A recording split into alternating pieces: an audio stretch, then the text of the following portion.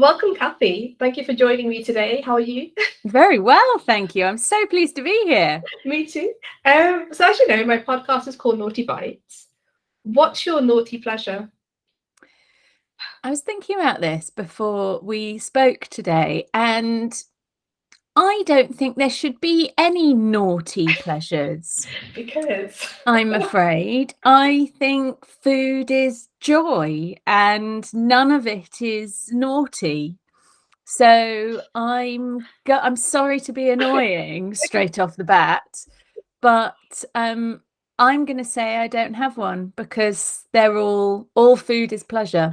so can I actually what's your pleasurable favorite food? Bite, yes. Bite, Okay. yeah. I have a bit of a cheese thing at the moment.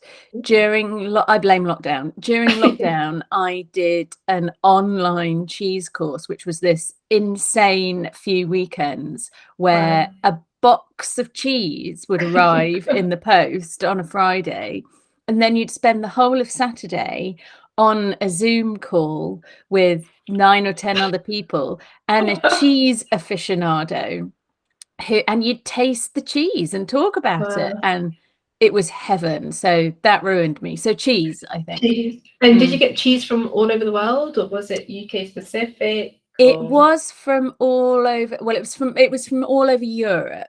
Okay. But I do like a bit of British cheese. It won't surprise you, given my interest in provenance and stuff.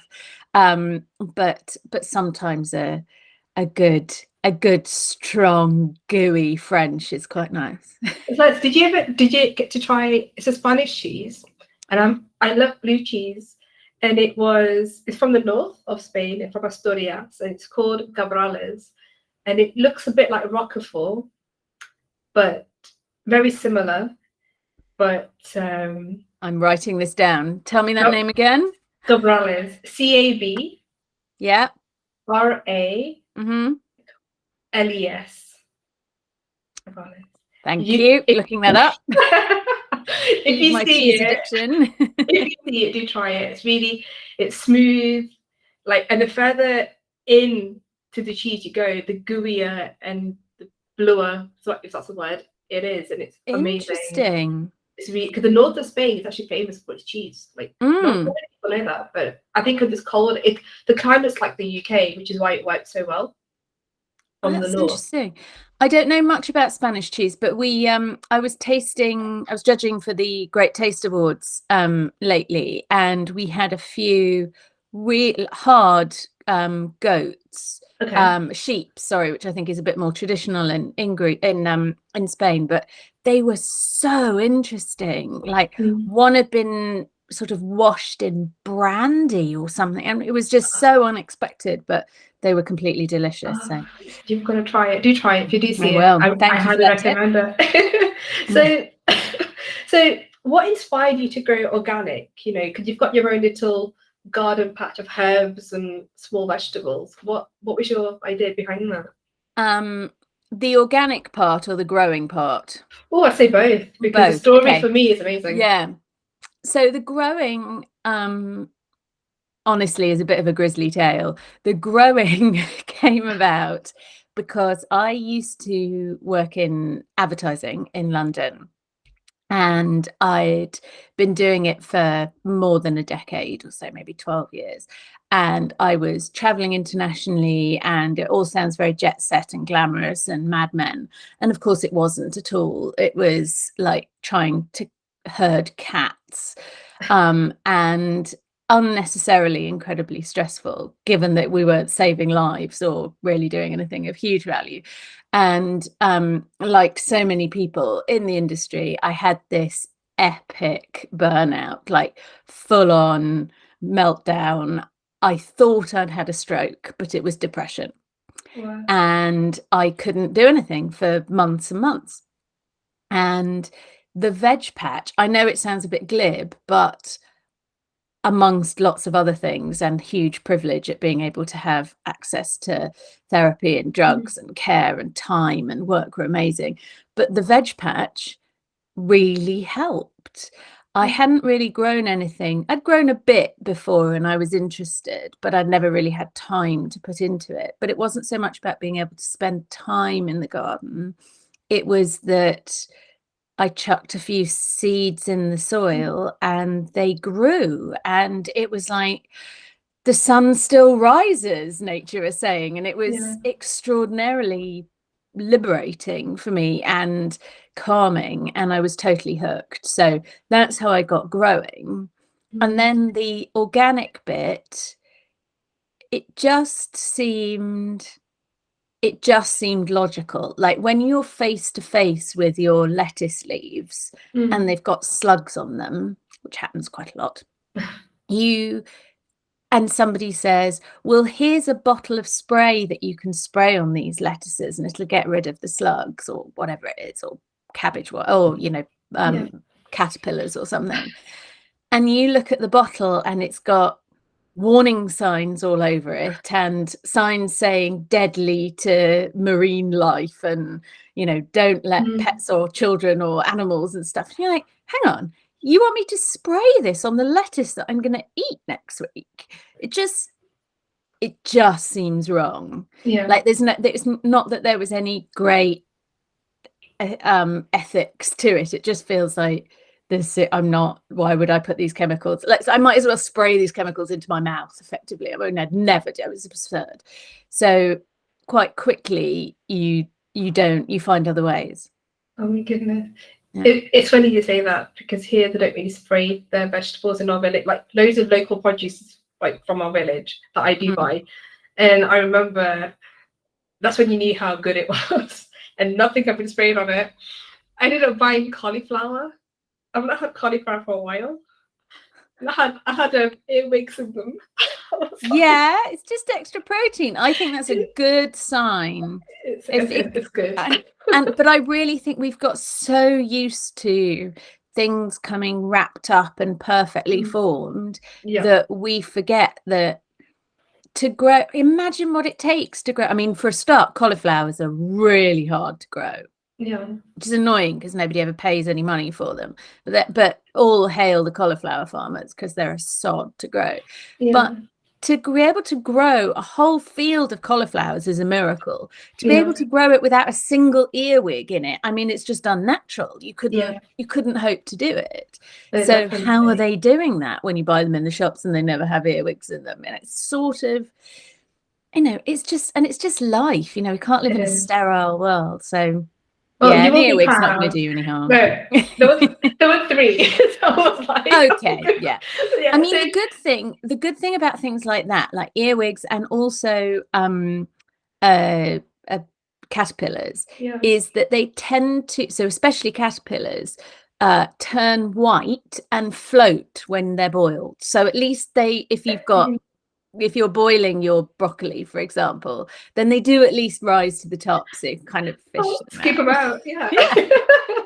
No, but I'm just thinking extra protein, but that's when I know that my fruit and vegetables are super fresh, because not all of them are identical. Like, one's small, one's tiny, like one's tinier, or whatever it is. But I do like the fact that everything is fresh, because even when I get my apples, there are little, I'd say caterpillar holes, little bugs, and cut them off from carrying eating it. Excellent. But I don't know what it is, but it's really good. So I do like that. So because your book's about 10 ingredients, 10 vegetables in seasonality, did your veg plot inspire that towards? Here's the book for those watching, called From the Veg Patch. I do love the title. Thanks. When I meet you, because I've actually got your book, when I do meet you, I'll be your little fan, your groupie. I want you to sign it for me, please. You'll be my only groupie. Thank you. I would love it. It will make do a video. I'm sorry, I was distracted by the prospect of having a groupie. What was your question? Does your veg plot, because your garden, did it inspire your book in writing about seasonality? Yeah, completely. And it kind of came about.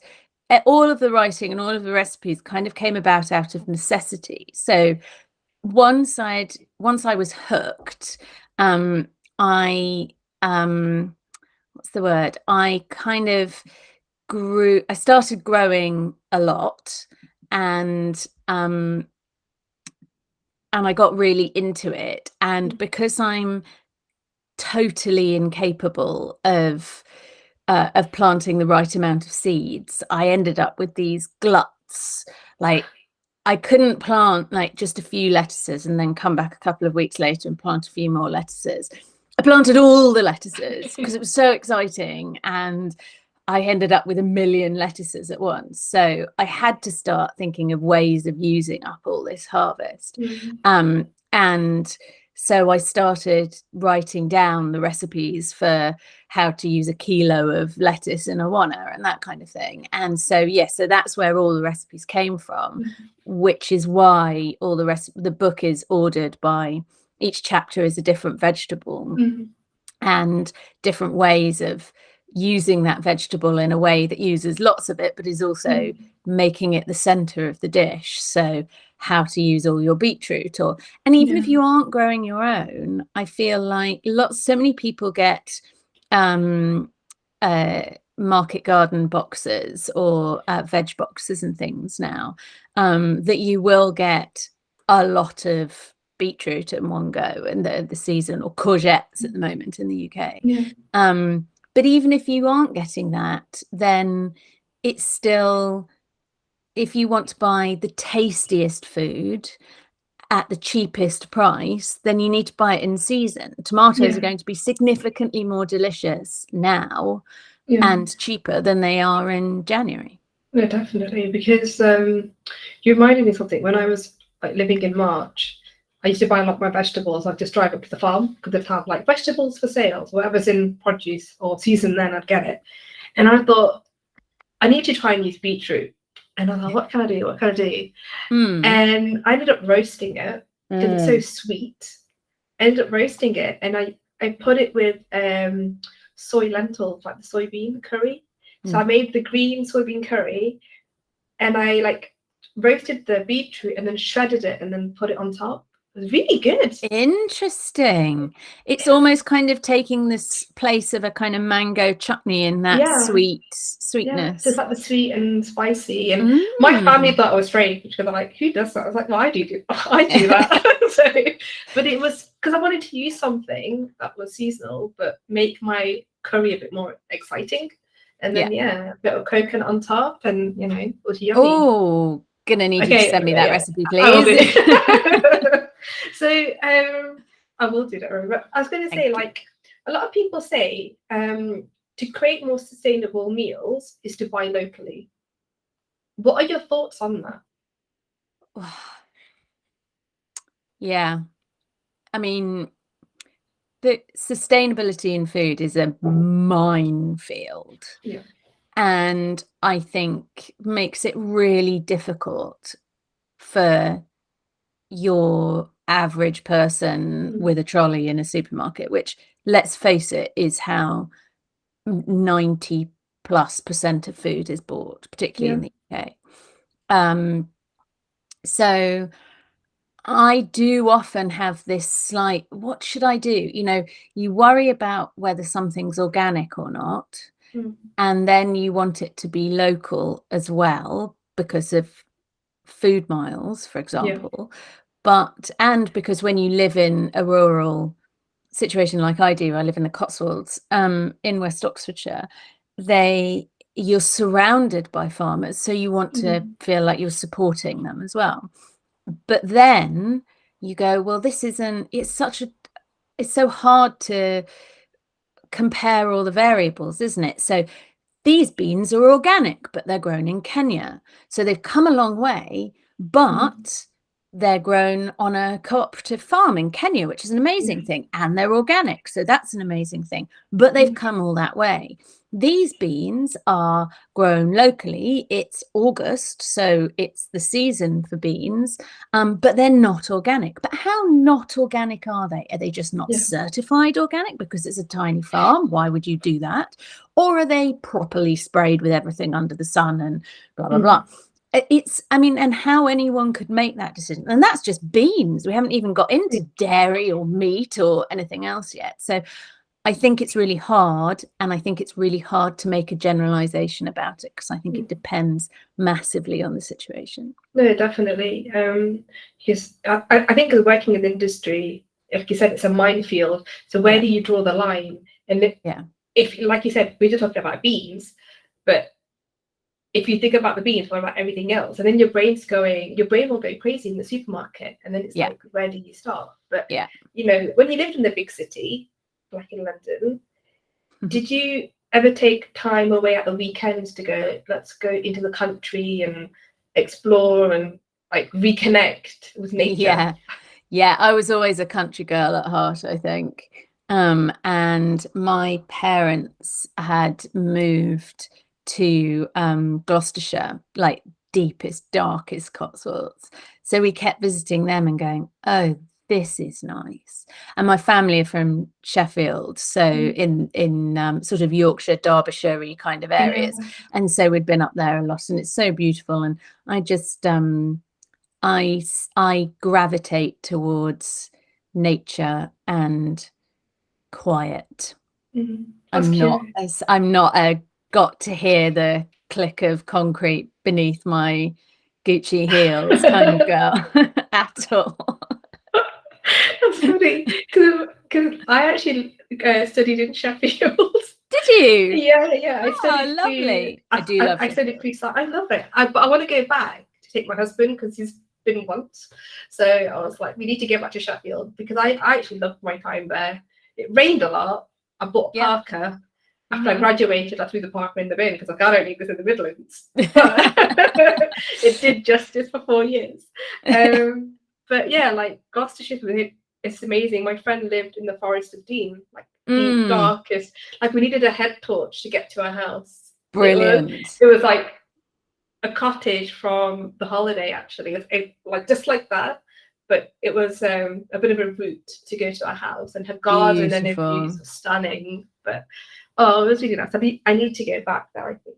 But I would love to live like that. I'd love to live in the absolute middle of nowhere. I mean, we don't now. We are rural, but we're not. You know, I'm still only 10 minutes from town. Well, from our nearest little town, which has a Waitrose, so is civilized. But you know, so we're not quite. And I'd like to be a bit more rural, but it's not always practical to be like that. And I kind of feel like I want to write about life like that because it can feel a bit extreme. I'd be the first person. I mean, I'd probably last 5 minutes, but I like to think I'd be the first person to go and live in a log cabin in a wood somewhere, off grid and stuff. But it's not feasible. You know, you've got to live in the world, haven't you? It's not feasible for most people. So, and if that's what if you want to write about food that is feasible for people, then I think you have to exist in the real world.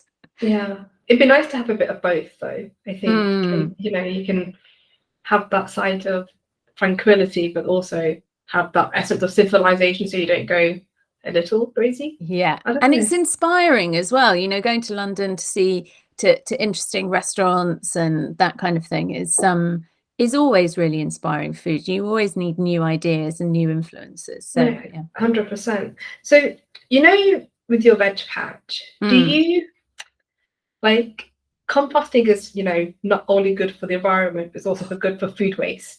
Do you create your own compost or make composting is good for the soul as well? Ooh, it's nice. Brilliant. Yes, I am very into composting. We could talk for a long time about composting. Right, I need to get a pen. But no, like, what inspires you about it? I have 2 compost bins, and one is, I mean, let's not get into the theory of composting because but it means that almost all my garden material goes on the compost heap. Which, when you're, for example, as I was last weekend, trying to tame the courgettes and the pumpkins, which are just running riot, and you have to kind of cut them back. So you end up with like barrow loads of foliage, and all of that, it's like magic, goes in the compost bin. You think it'll never fit, kind of pack it down, and you come back a week later and it's already starting, particularly in this heat, already starting to decompose. And then I have another compost bin, which is sort of brewing, if you like. So it's turning all of those, all that greenery into just like gold. It's amazing. And it just turns it magically into kind of soil. It's bonkers. And the soil's really rich, and you can use it in as a feed or as a mix for your potting, or it's so satisfying. So all our food waste that is not cooked or animal product goes on the compost bin as well. Everything else goes in our food caddy, so it gets sent to the hot food waste that the council do, which I couldn't do that. We'd get rats if we did that. Oh my God. Though actually we did have a rat visit the compost the other week, which was very annoying. I don't know why. It had made a nest in it, like opened the bin and there's this rat going, "Hi, what have you brought me today?" But it's so satisfying that you think it's rubbish and it's all potential. It's wonderful. Oh my goodness. So like when I recently went to the Southwest, I found a lot of restaurants that promote sustainability, and in the menus they have, our mussels are from here, or our potatoes are from here, or whatever it is. Yeah. But a lot of restaurants now are moving towards that sort of direction. Have you got any favorite restaurants that practice that? My all-time favorite restaurant I had my 40th birthday here. It is called the Epicurean. Ooh. And it's just outside Bristol, and it looks over the Mendips, this beautiful valley, and it's got a huge walled garden. You can see why I love it. And pretty much everything that they serve, it's a set menu. You don't know what you're going to get before you arrive. It's dependent on what they've got. Everything's determined by what's come from the garden, or what they've foraged, or what they brewed. Like during lockdown, they had so many peas and obviously no restaurant that they thought, I wonder if we could make our own miso. So they did. It's that kind of, this is bonkers. And it's such inventive food, and it's so tied to the landscape that you eat in. It's like a perfect mix. You would love it. The other place, I'm just going to check I've got the name right, is God, what's it called? It's near Launceston. It's not far from where you were visiting, I don't think, and the name will come to me in a second. Hang on, come back to me in a minute and I'll tell you. But other than that, the Epicurean. Oh, lovely. I think there's a place in Devon I wanted to go to, but wasn't open on the day I wanted to go. Not Devon. Exmouth. Is it Exmouth? Exmoor. No, sorry, Sidmouth. It was in Sidmouth. Oh, right. Because I did quite a few areas around Devon, and their restaurant menu changes every single day according to the produce they get in. And if there's a celiac or a vegetarian coming, they'll tailor more of the menu towards that dietary requirement. And I was like, what? And they had everything was just from the surrounding areas. And I wanted to go there, but maybe next time. But I'll send you the link of that. I can't remember the name of it. That sounds amazing. I would love to know. And everything from the garden as well. They have this beautiful lush garden, and that's what attracted me to it. And you can take your dog. Well. Even better. Yeah, you can. I love a dog-friendly restaurant. All the places we went to had was dog-friendly. We went with our friend. But you found it. I've remembered it. It's Coombs Head Farm, obviously, and it's in Cornwall. And you go, and the veg patches, it's not like the Epicurean, it's not as grand, it's messy and rambling, and but they rear a lot of their own meat as well, but very particularly, so the restaurant doesn't have many covers. Again, it's a set menu, and you arrive and they say, we slaughtered a pig last week, so it's pig. Oh, Like, lovely. okay, great. And they'll slaughter that pig, and that's the pig, and it's done, and there's no pig for another 4 or 5 months, and they do something else. It's really, it's so of the landscape. I mean, I just love that kind of food. Okay, then, although I'm from Granada, if you want good chorizo, you need to go to the north. Right. And because my husband's from, although he's British, he was born in Gijón. And every time you go to Gijón, amazing seafood, but the beef is fantastic. It just looks like Scotland, the whole scenery. But chorizo's amazing because where we'd get it was from this little tiny shop. I wouldn't even call it a shop. It was just so tiny. They slaughter a pig, and that pig would make chorizo that was spicy, mild, and sweet. Other cuts would be like pancetta, like literally they would use the entire pig for all the cuts of everything, and then you'd wait a couple of months till the next slaughtering, and literally everything was from that one pig. Brilliant. I need to take you there because when it's there, it's delicious. I think if we're going to eat meat, we need to get our head around the fact that you can't just have the pork chops. You're going to have the lot of it. But then it's the same with dairy. You know, if you're going to have goat's cheese, let's eat some goat, guys. You know, it's true. You can't have goat milk without having spare male goats. So let's do something. Let's eat them. You know, why? Let's not waste it. But so yeah, I think we've got to get our head around that, and that's why restaurants like the one you're talking about, and Coom's Head and Epicurean, are really helping that conversation. It's so much better than it used to be. Oh, definitely. But I think it's good that people are becoming a bit more conscious about it as well. So as opposed to it being kind of hidden, you know. So I have to ask, you love the UK, well, parts of the UK with like countryside, but is there any other place in the world or in Europe that gives you that piece of, you know, that aspect of Zen, but with the yummy food? Oh, that's a great question, because I really do, like, I'm proper this England kind of, like, Shakespeare comes to me when I stand and look in fields. I love the landscape here, and I find it really inspiring for food, partly because I know it so well. I do spend a fair amount of time in France, in the Alps.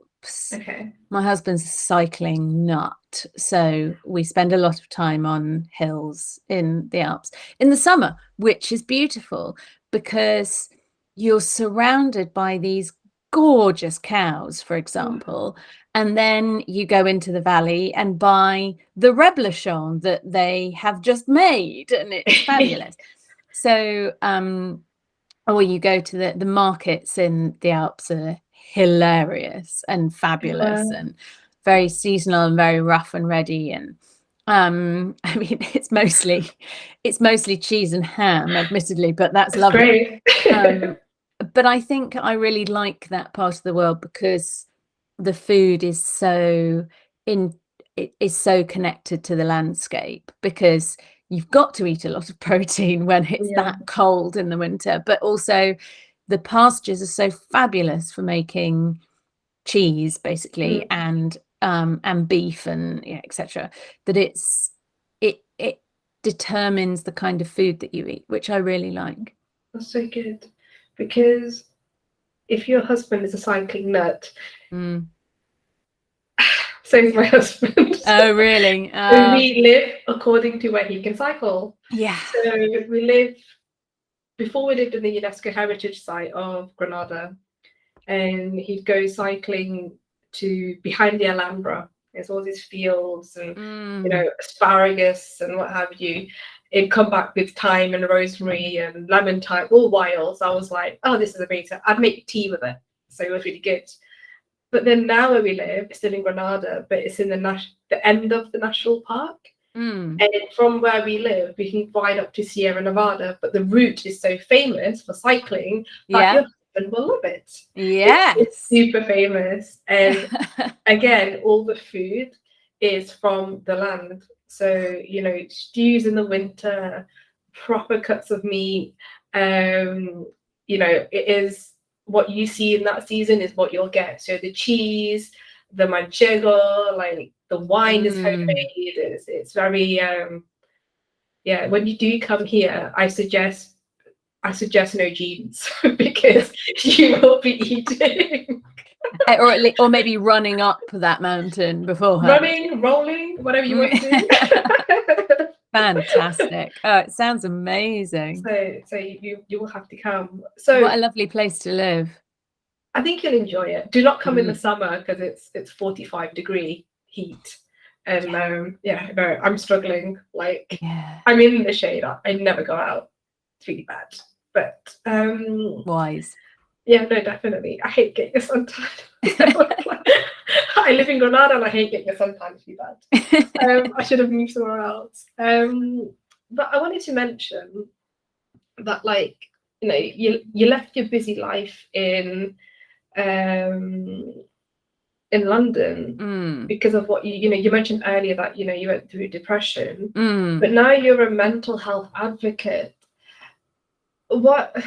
How does it make you feel that, you know, you've gone through this difficult journey in your life and now you can help other people in dealing with it or just support it? You know, how does that make you feel when, you know?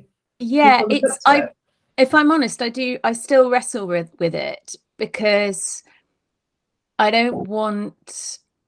think it would be really easy to go, I had this awful time, I quit the rat race, I got in touch with nature and it was all fine. And it isn't like that. It's a lot messier than that. And it isn't all fine. It ebbs and flows like everything does. And I think it would be irresponsible to say it can be cured. Yeah. But also by vegetables, I mean, ridiculous. But also I don't underestimate how much of a privilege that was, that I was able to stop what was damaging me and do something else. That isn't an option for everybody. So it is hard because you want to explain the situation, but you want to be accurate about it as well.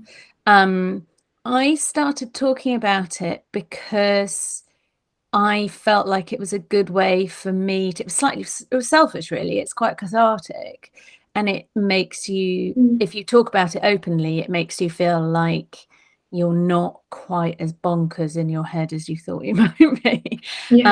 Because actually lots of other people go through it, and if you can connect with people, which is really all that writing is about, I think, whatever it is that you're writing, and that makes somebody else go, oh yeah, she's just as much in the shit as me, then that's nice to feel like you're not alone, isn't it? And that's the same for me as well, that if other people get in touch and go, oh man, yeah, I feel that too, you're like, oh good, right, it's not just me, then that's great. So I get as much out of it. It's curious you said that, because when I read up about it, I felt connected a little bit more towards you, because many years ago I had a job and I was working 14 hours a day. It was just horrendous, but not realizing that my body was showing me the signs, and you, in that moment, you're like, oh, it's fine, and then it manifested on a flight. Oh no. And we had I've never been afraid of turbulence in my life. I thought, yeah, okay, whatever, it's just air pockets. I'm not bothered. Yeah. But it manifested, there was turbulence, and I started having a panic attack on the flight. Yeah. And then I had fear of flying for about 2 years. And what helped me was curious, similar to you, was I was walking in the countryside every day, just in the fields with the trees, the squirrels, the foxes, whatever there was, I was there because it took months and months and months. And that's what I found. It slowly helped ease parts of that anxiety, and it was just horrendous. But do you know why that was? Why it was that nature worked for you? I don't remember what it was, but it was the smell of rosemary. I know it sounds really strange, but I think it was just the fact that like you can see beyond, and you can see all the mountains, and all the great like shades of different colors, and it was. I think it was time to disconnect. And my mobile was switched off, and I was just walking, and I think it was hearing nature. And I saw two squirrels like running around the tree trunk, literally chasing each other, and I was like, like I think it's time to be conscious with your thoughts and stop. But it was smell of fresh herbs that made me go, oh my god, and it was curious. It's really interesting you say that. I've just been on, I really struggled to articulate what it was. Like, why not knitting? Why wasn't that my thing? I mean, I'm dreadful at knitting, but I find it really stressful. But anyway, why was it gardening? Why was it particularly vegetables? But anyway, but certainly nature. And then very recently I went on a, wait for it, 3-day silent retreat. Wow. And it was in this place near Totnes where they particularly focus on nature, on being connecting yourself with nature and the restorative powers of that, which is right up my street. And it made me realize that actually when you can just sit or walk for 2 hours and you've got no other distractions, you haven't got your phone, you haven't got anyone to talk to, you haven't got anything to do or think about, all you've got is, in your case, the squirrels to watch or the mountains to look at. And for me, what that does, or at an everyday level, the veg patch to see growing, the courgettes to see them getting bigger every day, the weeds to see them growing every day, or things like that, is oh, you've frozen. Are you still there? Yeah, I'm there. Okay, good. Is that you can see, I say, like the grand scheme of things, if you like, and in seeing the grand scheme of things and how big this world is and how much is going on, I really find that calming, because it makes me realize that everything I'm fretting about is A, quite small, and B, totally made up anyway, like senses of like ideas about success or social expectations or social structures. It's all fiction. What's real is the squirrels playing in the tree, for example, and I find that very liberating. No, absolutely. I don't think I was frozen. I think I was just absorbing what you were saying, and I was like, well, you're still frozen now, so oh no, okay. So that's all right, as long as you can hear me, that's fine. That's so I was to say, like, your writing creates a sense of connecting with the land and the world around you, and you can really see it in your book. Was your upbringing like similar to that? No, not really. I don't know where it came from. Right. No, it wasn't. I lived quite a suburban life in just outside Oxford originally, and then in Warwickshire. Not, nothing particularly special. My dad, both my parents are really good cooks in very different ways. So my dad is a very intuitive cook. Okay. He'll read a recipe book and then put it down and never look at it again, but he'll have ideas from it and he'll cook with whatever's in the fridge. My mum is quite a technical cook, incredible baker, and does things very precisely, but they always turn out perfectly. So they were both brilliant influences when it came to food, but nature-wise, I don't know where it came from. Oh wow. That mum's a great gardener, so I've always been surrounded by that, I suppose. But yeah. Wow. And then, so taking on from that, like, could you grow your own vegetables? Have you ever thought about learning how to grow Mediterranean vegetables, or spending some time in like a lemon orchard and picking Oh, lemons. You know, that whole thing, like, you know, just the I whole would idea, like, I would love that. Our neighbor has a lemon tree, and we have this ritual where the sole lemon that comes off it is sliced up and put into a gin and tonic, in like an annual ritual of what gets done with the lemon. I would love that. Before I had my veg patch here at home, I grew on various different people's lands. It's the joy of the Cotswolds. There's always a benevolent landowner to offer you up a bit of spare ground. And one of them had a greenhouse, which meant that I could grow a lot more Mediterranean veg. So we grew peppers and aubergines and more tomatoes than we knew what to do with. And that was wonderful. I'm just not very good at stuff that has to come inside. So citrus is limited for me because of that. Okay. And one of my last questions is that, like, eating the mindful way is very important to determine how you look and how you feel. What's your favorite dish that makes you feel comforted and full of energy, that makes you go, oh, today's amazing? Like, because it's all about how you feel on the inside as well. It depends on the season, but if it's in the winter, and the recipes in the cookbook, obviously, is comfort pie, as I call it. And it is like a cure for all ills. And it's really simple, humble dish with a pastry case, a puff pastry case. The whole thing's enclosed in pastry. And inside is a mixture of